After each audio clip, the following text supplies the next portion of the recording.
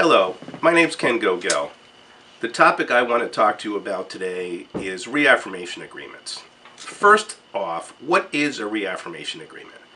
A reaffirmation agreement is a new contract to pay debt that's discharged in your bankruptcy.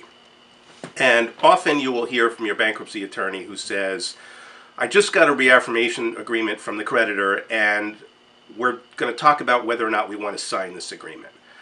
Reaffirmation agreements in bankruptcy are a very bad idea. The reason that they're a bad idea is because you've just received a discharge of debt and you're signing a new agreement which essentially waives your discharge as to that creditor. So you would only want to do it in certain limited circumstances. So let's go over the two situations that are most common in bankruptcy cases where you might be asked to sign a reaffirmation agreement. The first one is your home loan. A mortgage lender may decide that they wish to have you reaffirm the note in your bankruptcy case.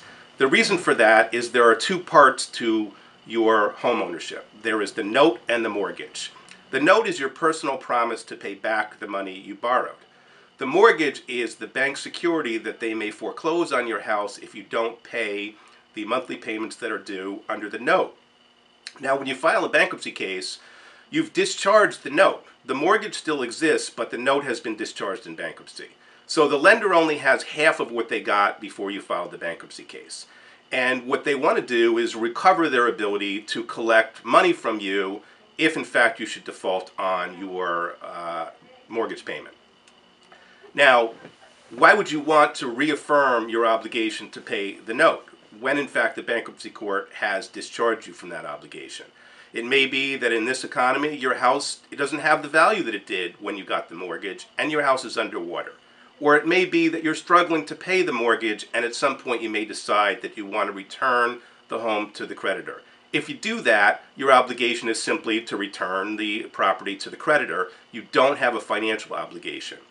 So we wouldn't want to re-trigger your monetary obligation to pay on that mortgage by reaffirming the note. The only reason to reaffirm a note in a bankruptcy is if there are significantly new terms that are more advantageous to you, for instance, an interest rate change or a reduction in principal. At that point, you might want to consider it, but otherwise, really not something that I would recommend.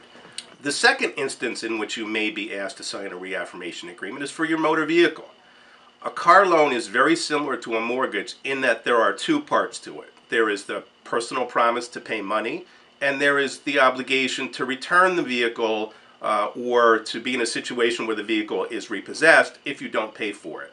That's why the lender will retain the title to the motor vehicle. That's their security, just like a mortgage is a security for a real estate transaction. Now, when you file a bankruptcy, once again, your personal obligation to pay on the note has been discharged. Now, if you decide to retain the vehicle and continue using it and make the monthly payments, you can do that without reaffirming the note. Now, the person who holds the car loan may not be all that happy about you taking the vehicle, using it, and not reaffirming the monetary debt, but that's perfectly acceptable for you to do. The only way you would reaffirm a car loan is if you got a new offer from the lender which changed the terms and made them more favorable to you, either reducing the interest rate or lowering the amount of money that you actually owe for the car. At that point, you might want to discuss with your bankruptcy lawyer whether you want to reaffirm the car loan. So as a general rule, reaffirmation agreements, in my opinion, are not a good idea. I don't recommend that my clients sign them, and they must be filed and approved by the bankruptcy judge.